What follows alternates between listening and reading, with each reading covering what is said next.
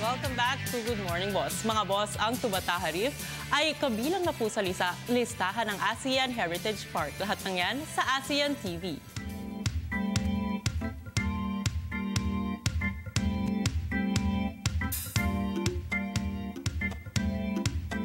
Isa sa tourist attractions na ipinagmamalaki ng bansa ay ang Puerto Princesa, Palawan.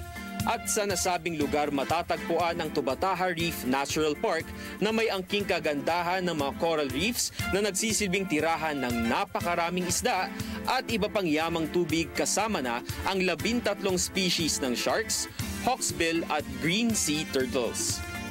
At nitong ika-5 ng Oktubre lamang, hinirang ito bilang 35th ASEAN Heritage Park buhat sa pagkakaroon nito ng isa sa pinakamarami at pinakamagandang coral reefs. Kilala rin ito bilang isa sa mga top dive spots sa mundo.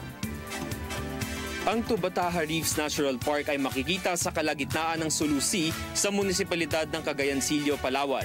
May laki itong 97,030 hectares na siyang pinamamahayan ng iba't ibang uri ng lamang dagat, kabilang na ang 600 species ng mga isda, 84 na endangered species at 97 near-threatened species.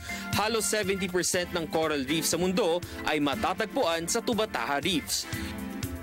Ito ay ika-7 ASEAN Heritage Park sa Pilipinas at kauna-unahang naitalagang marine park na napasama sa ASEAN Heritage.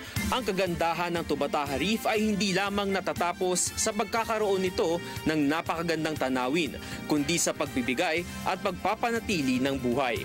Patuloy naman na ipinamamalas ng Pilipinas ang kakaibang pag-aalaga at pagpreserba ng Tubataha Reefs Natural Park na siyang maituturing na isa sa natatanging yaman di lamang ng bansa kundi ng buong mundo.